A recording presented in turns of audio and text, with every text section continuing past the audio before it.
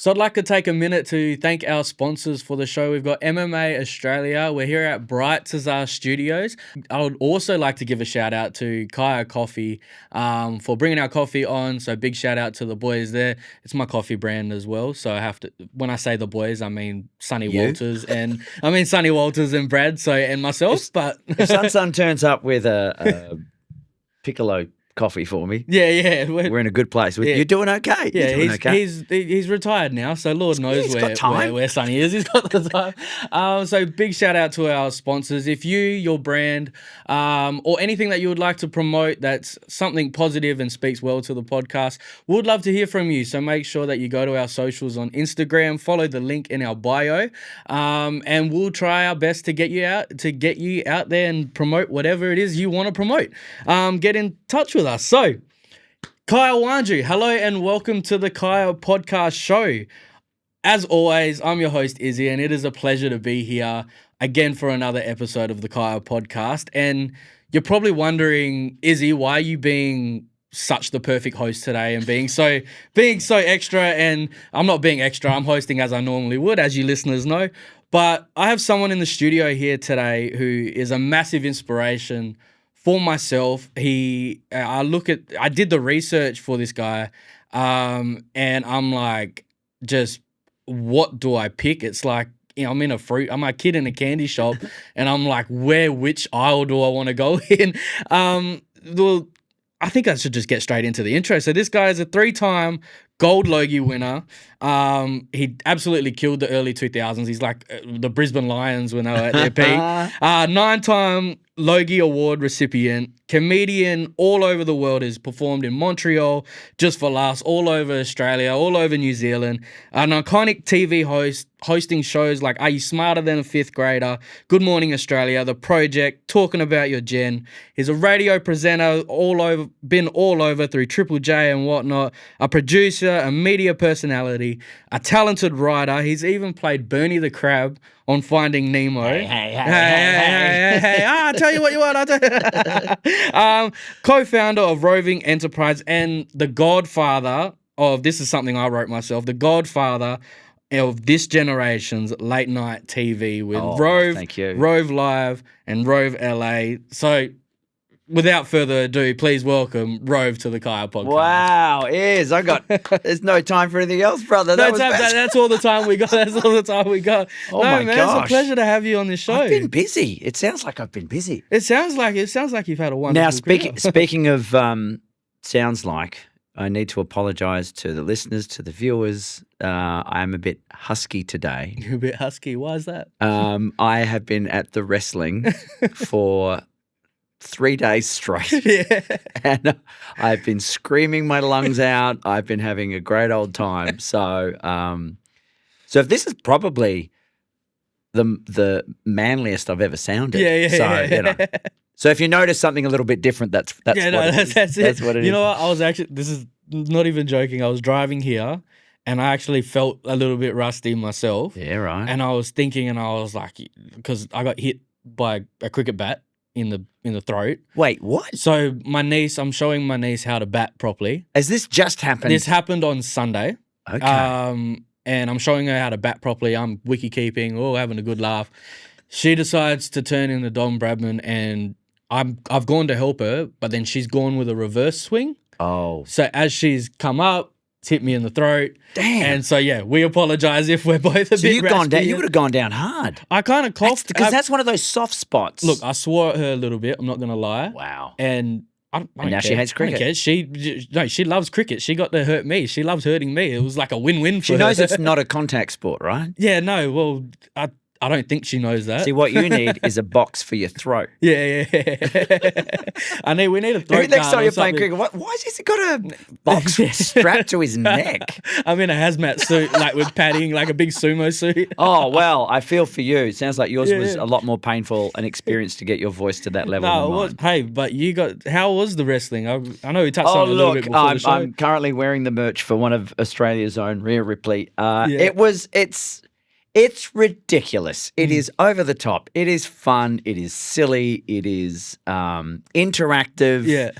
There's chanting. There's whooping and Did you release your inner child? I there? did. Yeah. I've been into this for like, gosh, probably 40 years or something. Like I got to a point where I thought I was out. I really thought I was out. And then it came back with Stone Cold Steve Austin and The Rock, and it got cool again. And so I kind of haven't let go since then.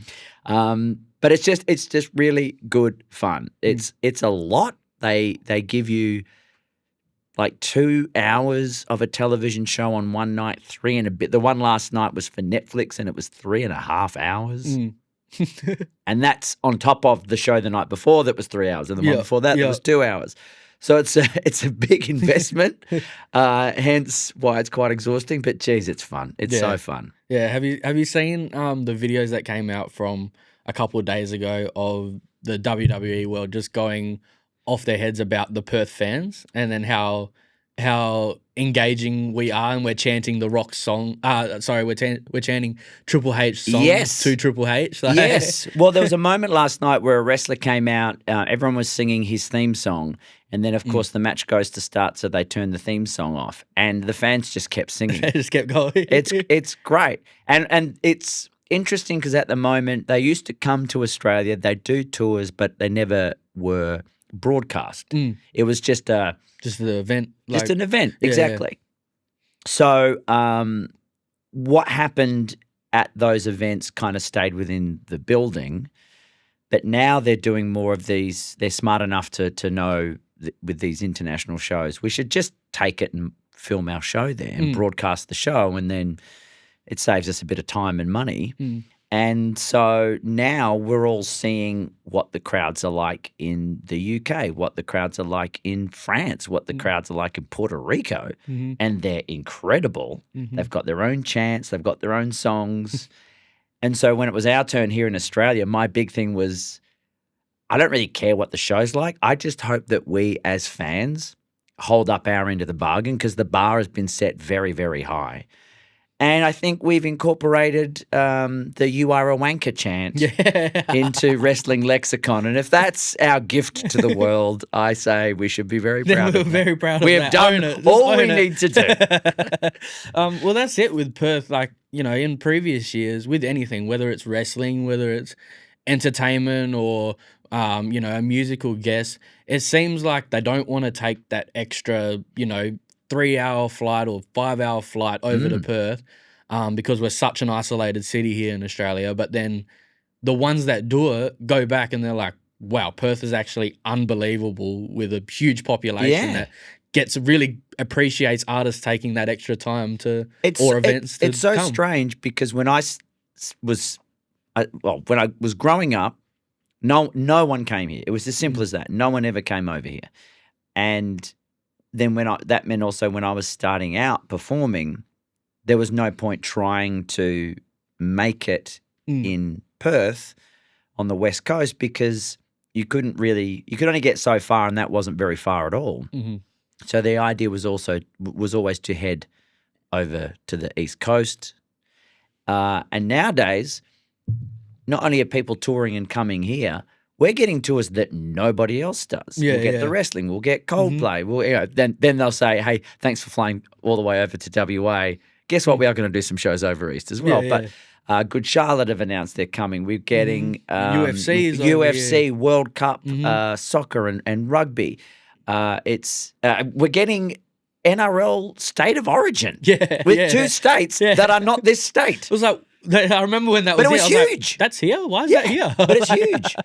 So that for me is fantastic, because it's an experience that I think it can inspire people, whether you're into sport, music, or any form of entertainment, to get to go and see it for yourself. I think is what can inspire you to then go, I want to do that, and I can do that.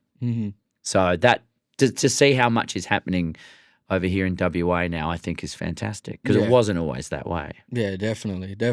Like I remember seeing Hulk Hogan do you remember, was you in Perth when he came here? I think it was at the Burswood Dome. Yeah, it wasn't great though. Yeah, well, I was a kid. It looked great to me. I don't know, maybe it's just like kid goggles, but I remember seeing Hulk Hogan and I was like, a once in a lifetime thing. Like, when am I going to see Hulk Hogan again? Well, I'm old enough to have seen Andre the Giant. Yeah. Oh, wow.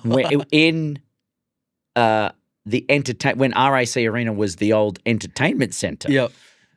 They came way back when I was a kid, and I was reminiscing about that with my brother the other night, and just going, yeah. All I remember was it wasn't a very good match, but I didn't care because I got to see Andre the Giant. And then the only other thing I remember was going to the toilets at interval, and all you could see from the ceiling to maybe, I don't know, it was just below sort of chest height for me, so probably, shin height for a normal person.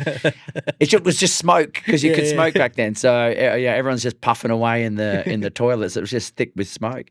But yeah, it's important to have these types of memories, and I love that we're getting so much of that now. Yeah, definitely. Now, I've got some rapid fire questions. Let's go. So okay. I would like you to try your best to answer them as quick as possible. I will do that. But is it like single word answers or just short answers?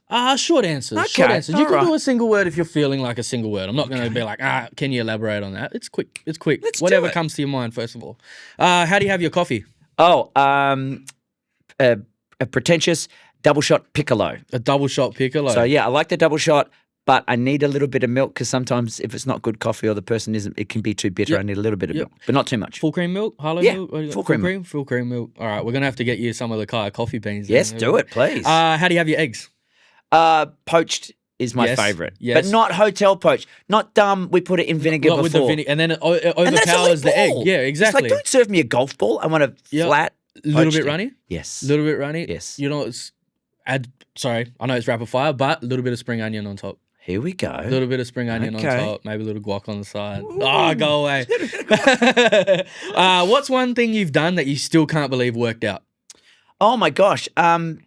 Being oh gosh, there's a lot. Trust me, Honestly, I know. being a voice for an animated character. Yeah. I've done it in movies. I've done it in TV shows multiple times, and that's still the thing that I just.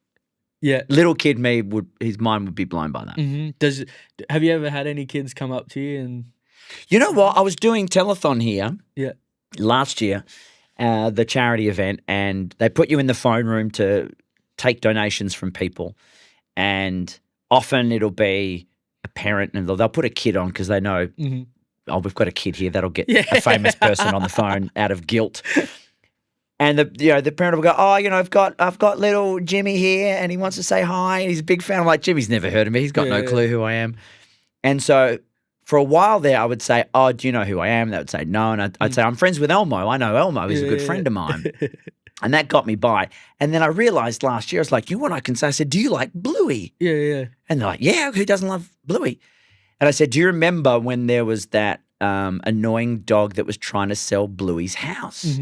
And they're like, yeah. I was like, well, that's me. That's Bucky Dunstan. I'm trying to sell Bluey's house. And that, to me, is a really cool thing. So now I've kind of reset the clock a little bit to feel a little bit more relevant to a younger generation. That would have been amazing. Favorite backhanded Aussie compliment? So by that, I mean like, all right, champ. Yeah, no worries, legend. You know, the backhand. Oh, sure. My personal favorite is, okay, muscles. Like, job muscles. As a backhanded compliment, I just like calling people dickhead. Like, because, I said that's a front-handed compliment. No, I said it to a friend of mine. It's like, oh, he's everyone's favorite dickhead. And it was like, that can still be a term of affection. Yeah. But it really depends on who's delivering it. I guess it's how you say it too. Like, there's so many different ways to say, oh, dickhead, or something like, oh, you dickhead. Like, no, good on you, dickhead. Good on you, dickhead. Oh, he's a dickhead. Like, late night TV or stand up? You got to choose one. Oh, geez. These are tough. I'm going to say stand up with a sense of regret. Yeah, only that stand up I can make my own rules. If I want to do a gig tonight, I can do a gig tonight. I can't necessarily do a TV show tonight if I want to. Right. So if I put all my eggs in the late night basket, I might not still be able to do it all the time. I can take stand up to another country, and as long as I speak the language, I can get up. I can't say give me a TV show. So is it for the rawness of stand up? Yeah, there's something about the immediacy of it too. Being in a room and connecting with a bunch of strangers that's really hard to put into words how special that is. Very universal. Name someone you've always wanted to interview or re-interview. Oh, I have not. I've never interviewed Barack Obama, which is. I make it sound like how's that not happen? How have you never? There's also there's a new generation of people that I have interviewed, but never with my own show one-on-one, like Chris Hemsworth and Margot Robbie, like those Aussies that have kind of broken through after I stopped doing my show. So that'd probably be ones I'd like to talk, like properly get to sit and have a chinwag and really get really to just know have a them yarn with bit it and just go, let's get to know each other better. Wonderful. It's a really sneaky way of making friends. Yeah, exactly. Who's your stand-up comedy Mount Rushmore? Oh, geez, good one. Billy Connolly would be in there. I think Judith Lucy is incredible. Mount Rushmore was what, 4? 4, yep. Geez, who do I say? Billy, Eddie Izzard.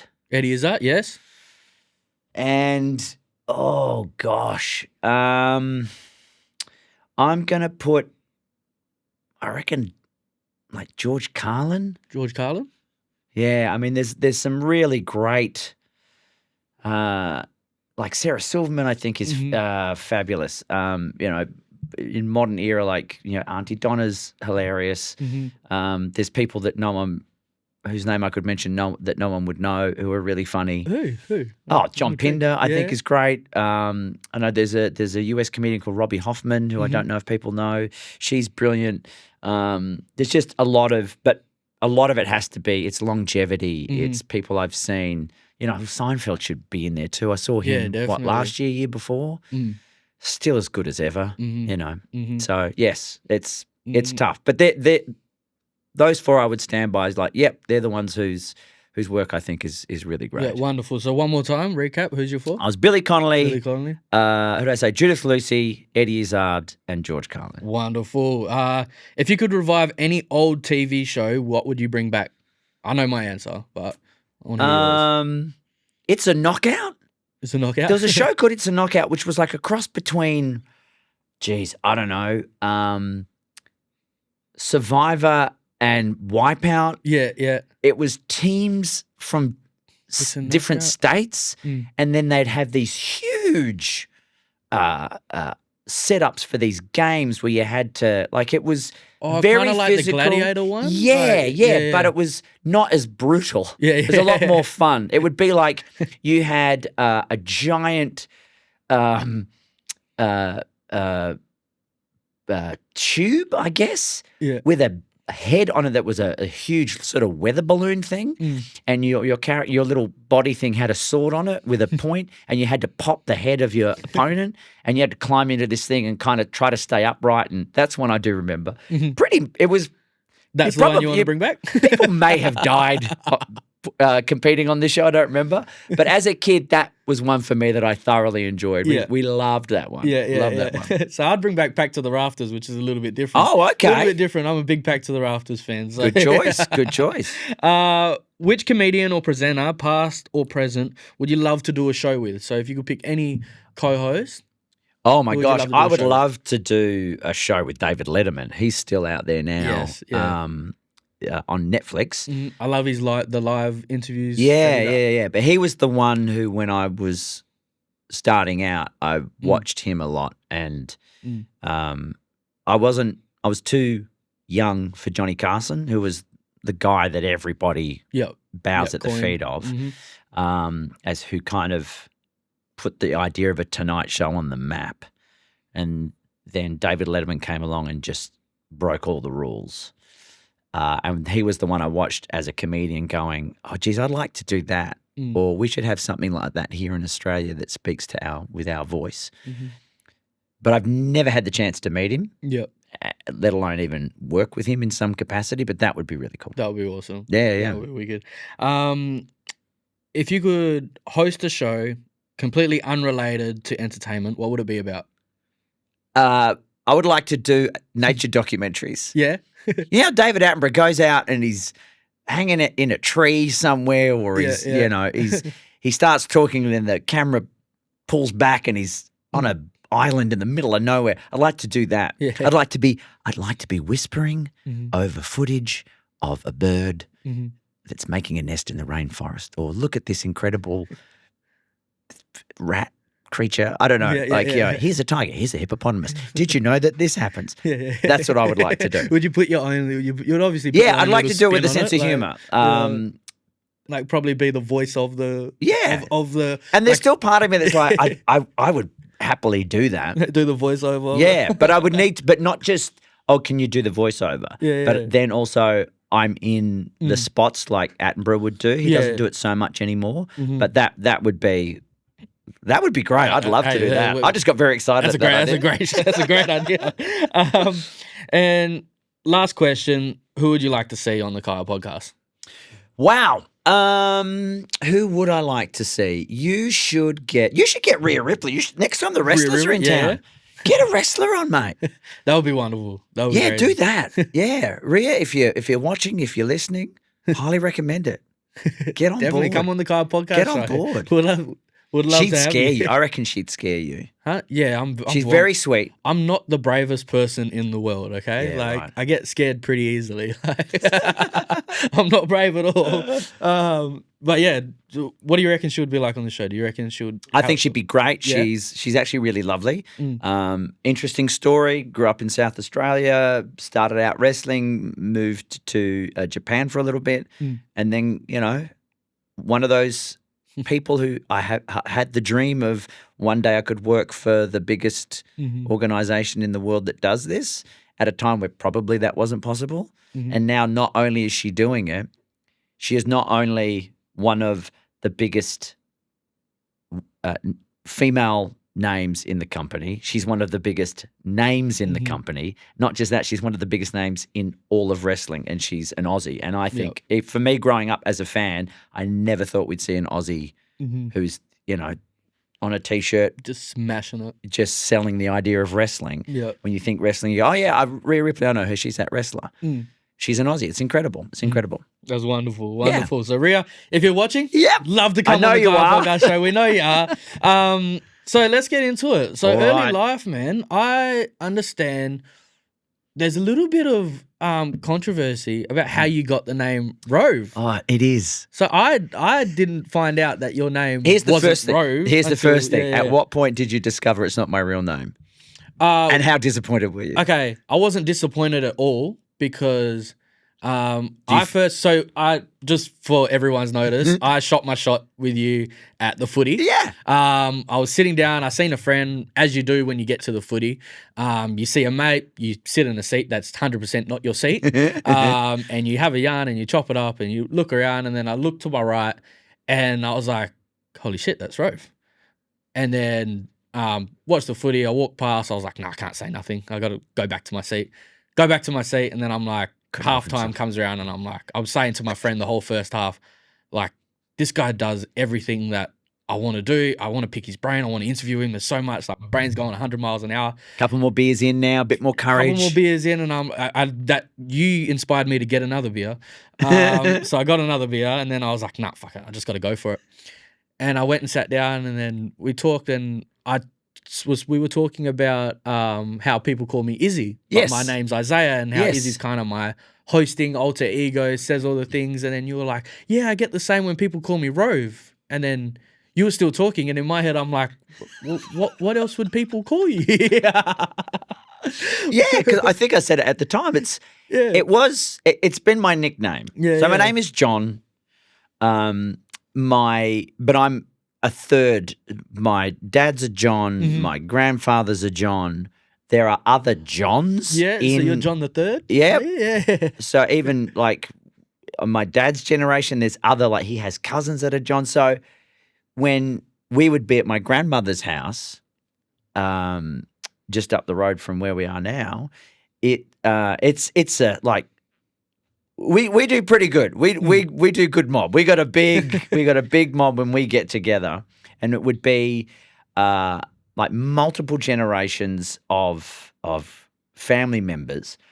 And when you've got that many people, let alone that many people in that group who are called John, you have to be very careful when you're. It's like the kids soon learn when we're little running around. If you call out Mom, 18 different women will turn around. Yeah. So you learn to say, Mama Cos, Mama Sue, whatever. Yeah. Or you got the nicknames. Yeah. So for us, it was there was John, there was Jack, there was Little John, there was Johnny this. So I was just either Little John or Johnny, but my sisters, who are older than me, when I was younger, they called me Rove. Now we have all of us. I've got 3 siblings, 2 older sisters and a younger brother. All of us have a nickname, and we call each other by that nickname. Our children my daughter calls me Rove. Like she's if they say what's your dad's name, she says Rove. Say Dad? She doesn't call you Dad? Oh no, she does. Rove. She called me Boomer. Where's dinner, Rove? She called me Boomer recently. Boomer? Yeah. That's another. Is that another backhanded Aussie? Well, no, she meant right, it. Boomer. It was not. There was no compliment to it. It was full backhand. It was like a cricket bat to the throat. It was. I said something to her, and she just went, "Okay, Boomer." I was like, "What is this?" Firstly, where's the sass come from? And second, I'm not a boomer. Shame job. What is this now? What have I raised? Anyway, so it became that was the nickname we had for each other. Was that we would just call each other, my sister Gav, my brothers Minnie, I'm Rove, and so when I left high school and started performing, I didn't want to be, because I was only 19, I didn't want people who had gone to high school with me reading my name in the listings at the local comedy club. So I thought I'll perform under a nickname. So I performed under Rove, but just Rove. And then as I got older and got into television, someone said, you can't just have a name. It can't just be just Rove. So what's your actual name? And I said, it's John McManus. And they said, all right, well, let's call you ROVE McManus. We'll just add the surname, keep the first name. How's that? And I was like, okay. Did you gel with that straight away? Was it an adjustment It felt a bit odd. Was it like, who am I trying to be? Or like... No, I kind of liked it because the John part I never really clicked with. I never felt like a John, but whoever feels like, you don't feel like an Isaiah, I guess. Not really. Oh, I feel like it's a different part of me. Okay. I feel like it's a different part of you know what? There's nothing better than having an alias that's your actual name. Yeah. When you're booking in for a flight or a hotel or something, no one sees you coming because you're actually using your real name. But I've told the story before about where the nickname came from, and my sister said to me after the fact, "That's not the story. That's not how you got your nickname." And I said to her, then what's the story? And she said, oh, I don't remember. We were all too young. I just know it wasn't that. And I was like, okay, well. That doesn't help. That doesn't help. All I know is it's been my nickname for as long as I can remember. Yeah. And now, strangely, it's what it used to be. If you were on the inside of our family circle, right, that's what you'd call me. And now that's kind of gone the other way around, where if there's only 2 people in my life still called me John. My grandmother, but she's passed away, but she died at 101. Oh wow, that's so she still called me Little John. Little John. And my mum still on occasion will call me Johnny. Yeah. Which I don't mind. Because for her it's like she didn't name me Rove. Yeah. So when I was starting out, she'd come to gigs and I'd say, just say you're my mum and they'll let you in for free. I've got your name on the door. I'm John's mum. So she'd come in just going, I'm Rove's mum. And when I wasn't a household name yet, people would look at her like, you named your son Rove? Yeah. What is wrong with you, woman? So now it's okay. Now it's all right. It's all right. Well, my grandfather still calls me Isaiah, so that's not my name at all. But I've been called worse. That's why I tell people. Yeah, that's true. You call me whatever. I've been called worse. Yeah. And then plus, when you're ordering coffee, I'd imagine, for myself, Izzy's a lot easier to be like, yep, just Well, it's interesting, like moving to the States when I did that, it's not a name that any of them were aware of. So it was kind of a bit of a head scratcher for a lot of people to get their mouths around. And the other part of it, before it was common knowledge that it wasn't my name. For some reason, when I started out and people would say, where did your name come from? I'd just make up a story and say, it's Irish, like Celtic or something. Yeah. So I never admitted it wasn't, which means there have been times over the years where I've received lovely messages, letters, what have you, from people who have said, oh, I named my son Rove after you. And it's his birthday, and I just thought, it would be interesting to sort of know, where does the name come from? And I've never in all these years had the heart to tell any of them it's just made up. It's absolutely made up. But there was one year where they like released a list of popular baby names, and it was in there. It was like somewhere in the top 10 or something, which I felt okay about, I think. Like, where are these people? So, yeah, it makes it tough to keep the career where it's at, so people know where some other 10-year-old kid called Rove is playing in the playground getting beaten up because he's got some weird name. Have you thought about making up like a horrible backstory of the name and then giving that? Just named after a disease. It was actually a disease that went and it was horrible. I had killed it, a lot of people. Like, covered in pus. It was hideous.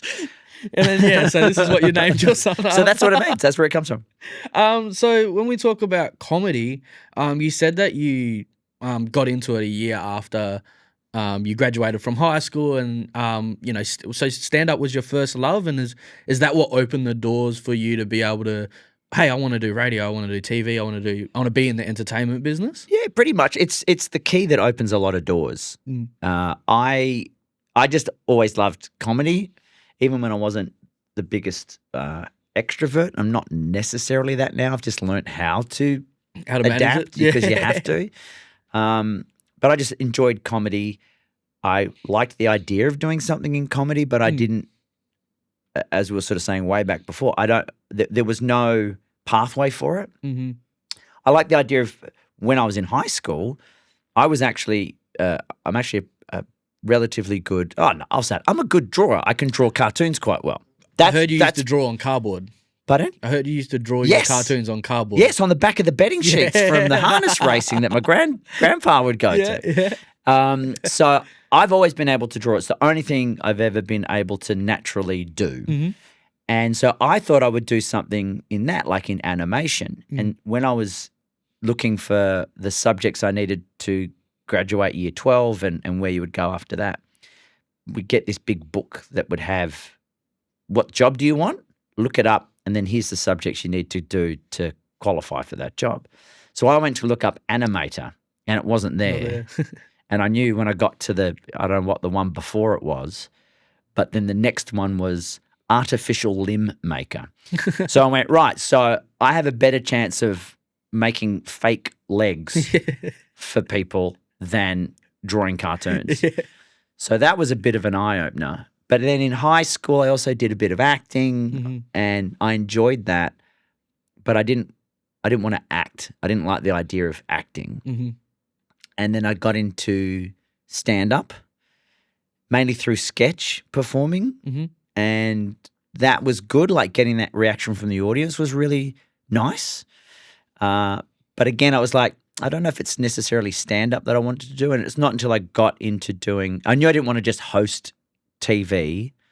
So then I was trying to find, well, what's the happy middle ground? And it wasn't until I got my first job hosting talk show, Tonight Show on community TV in Melbourne that I went, oh, absolutely, this is it. But every decision I make comes down to the comedy first. Yeah. So you was able to grab what you needed from from comedy, and then the creativity from being able to draw and unlock that part of your brain, and you was able to put that all together. Yeah, absolutely. Into this thing, and kind of and then you just build from there, and then it becomes, well, what do I want to? Here's me saying, well, I'm watching David Letterman and thinking, well, geez, I wish there was an Australian David Letterman. Yeah. And when I was growing up, there was Steve Weiser, but he's not necessarily a comedian, and was not. It wasn't quite the same sort of thing anyway. He basically just did a cut and paste of what Letterman was doing anyway back then. So then then it became, well, maybe I could do it. Mm. You know, if I'm looking going, well, I would like to watch that, then someone should do it. Well, then why not be the person who can provide it? Because then maybe there's people who think and feel the same as you, who are like, where's the someone who could do that here? And if you put up your hand and say, well, how about me? Yeah. If enough people agree, then they're in it. And then once you do that, the idea becomes, I want to make shows. I don't want to make a show that I wouldn't watch myself. Mm-hmm. I don't want to make a radio show that I wouldn't listen to myself, or produce a show that I wouldn't want to watch, or whatever, or release a book, or do any project. Right. So, because you're practicing it, you know you obviously know, like, I like this is what's working for me, and like the same thing we just said, like you're taking what the positives from all these things and making it so you're like, I want to make the shows that I want to host and that I'm going to be my best at. Yeah. I mean, you must find that with doing this, right? It's like you like connecting with people, you like talking. This is very much your voice and your persona for what it is in the outside world. So then you go, how can I best utilize that to present something to people that might have them think, well, I could do that. I like that. I agree that I could do something like that, or I'm inspired to give that a shot myself because it's achievable. Yeah. Like the idea of me watching a show from America where this comedian's talking to celebrities and going, geez, I'd like to do that. And the first time I said to someone, that's what I'd like to do, they laughed in my face and said, well, other than hosting your own national Tonight Show, what do you want to do? Yeah. And I said, nothing. And I meant it. Yeah. Which is pretty ballsy, but you're young and you go, but I'm backing myself. And that's a big part of it too. Mm-hmm. So then if I do it, people start to go, well, wait a minute, so Aussies can do this too? Yeah, absolutely.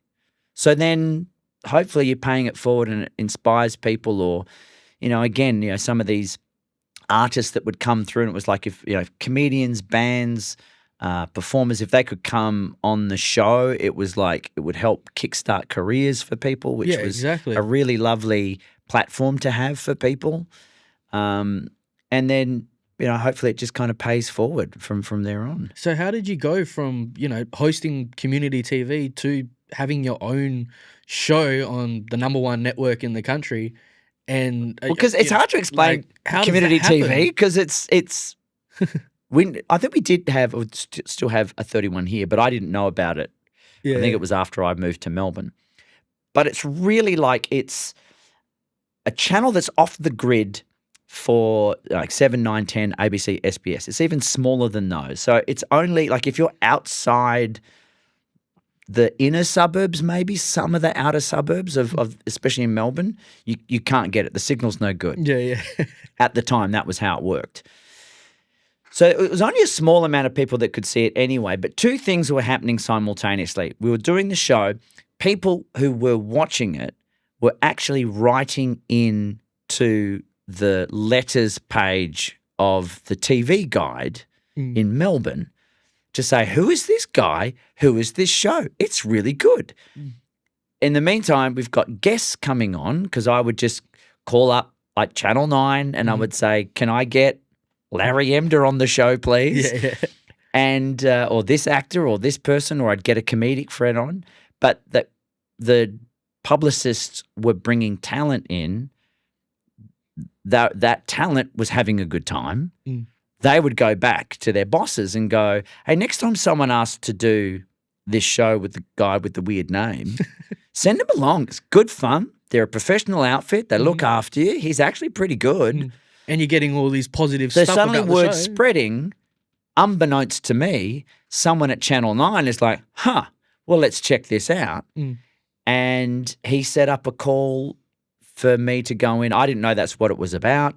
And basically that's how it all kind of started. So I was literally spotted doing what I was doing, right place, right time. And they said, come here. And do it to more people. Yeah, just the media Attenborough scene. We've got a young Rove out there.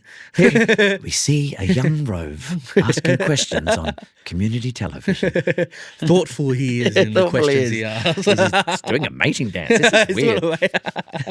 And then, so you talk about, obviously, I called you earlier at the start as the godfather of late night TV here in Australia, and you're a huge inspiration to like myself out there who's grown up, watching you, and it's funny you talk about it because I'm on the flip side of it, seeing you do that as a kid. I'm like, I can do that. That's something that's amazing. Like, and you start, I'm in the shower and I'm practicing how I'm hosting someone and talking crap and visualizing what that looks like. There's kind of how do you talk about the late night show, back then, going through that process of having, one of the biggest platforms in the world? What's that like? Well, initially, that's not what it was. Like, we did our first year at Channel 9. It was a slightly different show, much more comedy orientated and less sort of, talk show with guests and things like that. And then we got to the end of that first, I think we only did like 10 episodes or something. And they said, we like you, we don't like the show, so can you just go? You stay, but the show goes. And I said, well, I don't want to do that. If I'm not doing this show, then I don't want to be here.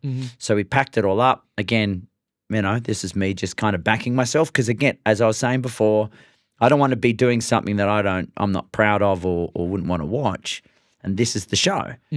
So if you've got anything else and it's not with my mates, then I don't think I wouldn't want to host it. Right. So, what was money at the time when I was just starting out, I just backed myself and went, well, I'll go do a stand-up tour, and then in the meantime tried to get the show up somewhere else. We went to Channel 10. The first year or so we did okay, but I think no one had really seen the show when it was at Channel 9 because it was very late at night. So it came in with a lot of fanfare, and then everyone went, oh, yeah, it's fine, because we were still finding our feet. And then we built, and it was about 18 months, I think, before we properly bedded in. And then it just became, you finish a contract that's maybe a year. And then you're like, well, I can't wait till hopefully we can get another year and another year and another year. And then it becomes, it's 10 years. And suddenly it's like, well, it would be nice to be nominated for a Logie. And then it's like, well, it would not be nice to win a Logie. And then it would be nice to win another one. And another one. And then, there were times where I did, like, the good thing is it was never lost on me what we were doing. It was so fun. There were highs and there were lows, but at no point did I ever take it for granted. And after all these years, I don't look back just going, oh, man, I wish I had have enjoyed it more. I think there's a part of me that I probably was not really aware of how much it was infiltrating people's everyday life. Like people like you, I get a lot now, like even performing stand-up with comedians half my age who are like, I grew up watching you, which is like, I've said that to people, so why wouldn't people say that to me? But maybe it's just a lot of those people. It's still a weird feeling. Well, I think maybe a lot of those people are just a little bit older now that they're out and about in the world. So you didn't think about this movement that you were... I certainly did not think of it as a... Not even while you're watching an apartment flicker like a Christmas tree. Oh, well, look, that was always nice when we had... So just for our listeners, you had a thing where you would tell people, if you're watching, flick your lights as you're driving around and see the house. Yeah. And then the people you went to see, they weren't flicking their lights. So you're like, oh, they're not home, obviously. It was the Prime Minister's house. Prime Minister's We were trying to house. get the Prime Minister to do it. Yeah, right. No one was home. No. Maybe they're hiding under the bed or something. I don't know. And then the apartment behind just starts going This is in off. Sydney, and then suddenly it's like, so then we've zoomed in on the apartment behind Kirribilli House, the Prime Minister's residence, and suddenly these just... every level of this building, it's like a Christmas tree twinkling. What was that feeling like? That must have been like, oh my God. In the moment, I leapt up and I just went, oh my God. I think the phrase I used was the power power. But that to me was more the joy of live television, the immediacy of it. You cannot get that with any other medium. Yeah. Are you watching right now? We had an episode with the singer John Mayer was on, and it was Halloween, and he was really bummed because he's like, you don't celebrate Halloween properly in Australia. And I said, well, let's try to do a quick Halloween if we can. So if you're watching now, and he got on his Twitter at the time and posted the address of the studio, and we said to people, bring a costume and some lollies. We'll have some lollies for you so you can come and trick or treat. And we didn't even have a full episode. We just had maybe 30 minutes left at that point. Mm-hmm. And people turned up. And they just turned up. Even my last ever show, I didn't tell anyone I was wrapping it up. Yep. We started the show and I just said, look, here's the deal. This is not only just our last show for the year, it's the last show ever. Mm-hmm. By the end of the night, people had come from their houses and they had pulled up and they were lining the streets and they were honking horns and stuff like that as a send-off because we were doing the show out the front of the studio like a big sort of summer barbecue party. So people just turned up to, I don't know, say thanks, pay respects, just be part of a moment.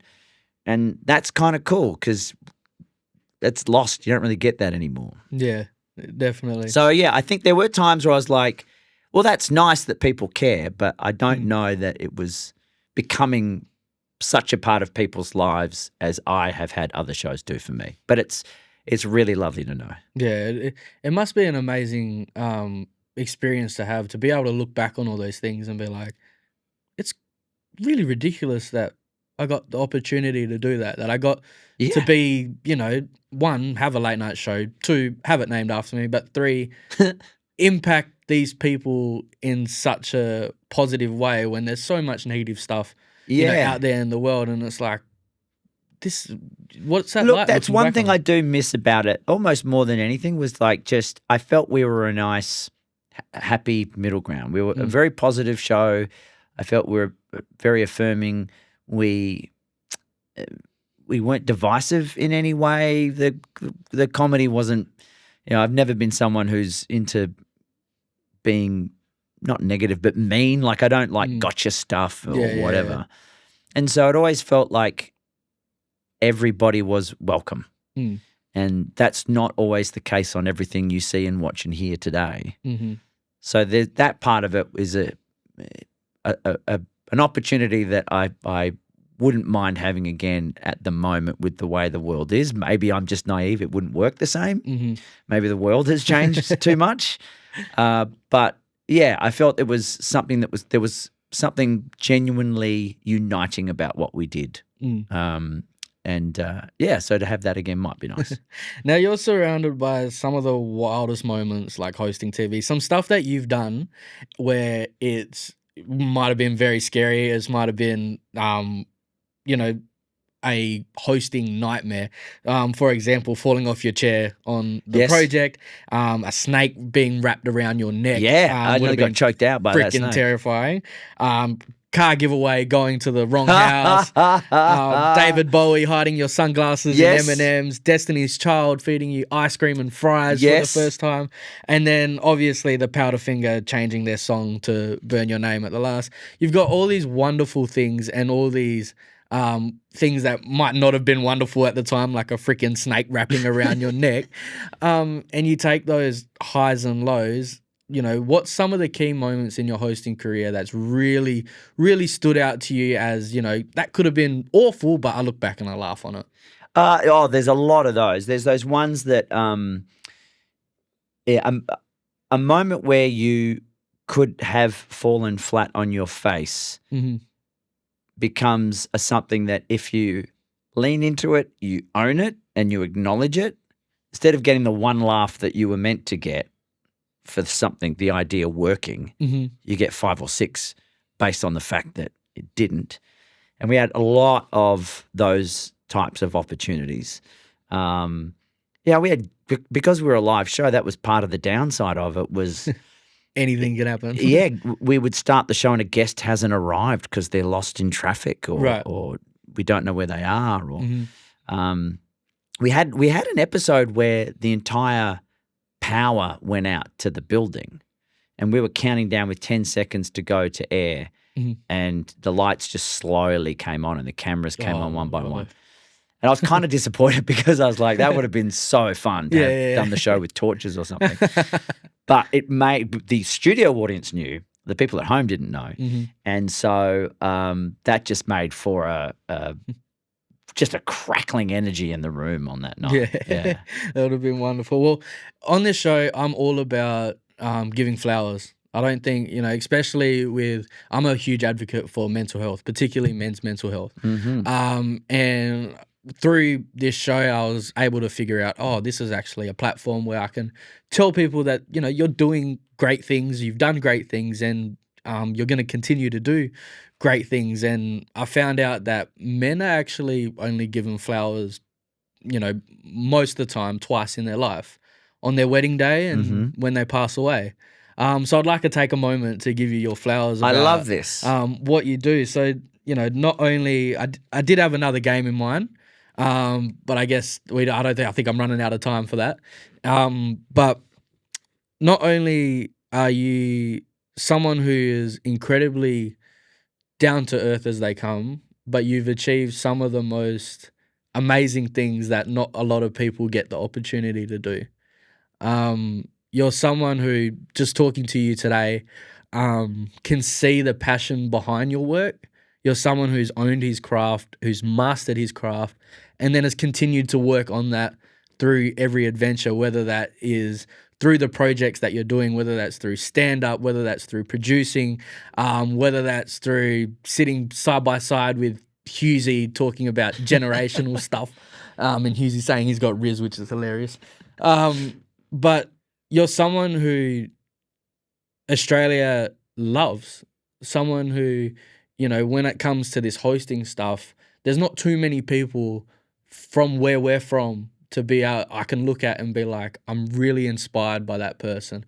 I really want to get to know how they do what they do and what they're like. And meeting you've exceeded every single expectation of the thought process on what interviewing Rove would be like and what we're going to talk about. And it's just seemed to sit here and listen to you so effortlessly has been amazing, Rove. So I want to give you your flowers and thank you for being who you are. The journey's going through the highs and lows of your journey. A lot of people look at the light on the other end of the tunnel and, think that, it's really far away and is all this worth it? And as someone who's been inspired by your work, I want to say thank you for going through those journeys because you've inspired not only myself, but a lot of people out there. That is very, very kind of you. Thank you very much. And straight back at you. This is from just you coming. I'm so glad you came up and said hi at the footy. People will come up to me a lot and they will apologize at the end of it to go, I'm so sorry. I'm so sorry. Sorry that I bothered you.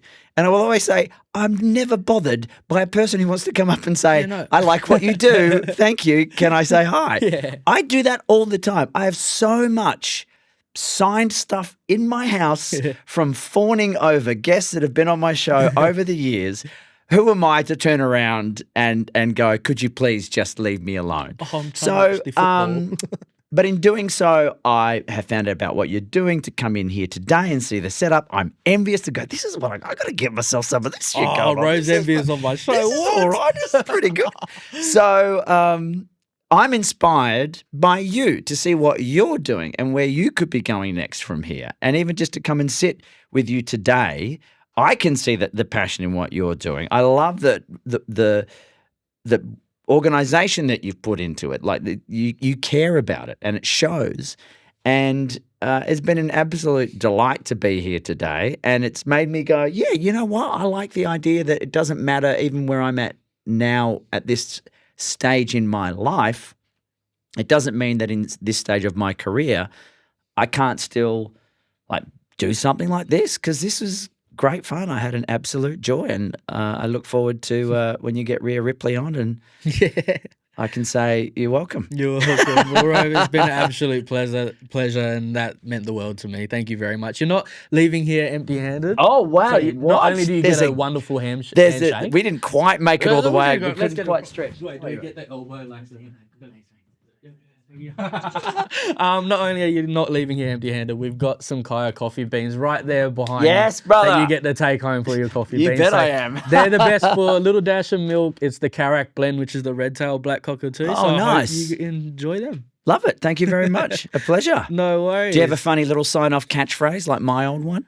How do you end the show? What do you do? Well, that was another question is, did you ever get in trouble for saying hi to someone? For the record, I was never suggesting I had sex with anyone's mum, for anyone, unless that's what you wanted to think, in which case, yeah. So my it's not a catchphrase, but it's a Nyungar word called borderwan. Yeah, okay. So I always say borderwan at the end because there's not a Nyungar word for goodbye. We always say see you later. Yeah. So at the end of the show, I'll look at the camera and I'll say, thank you for watching, ladies and gentlemen. Borderwan, see you next time. Love it.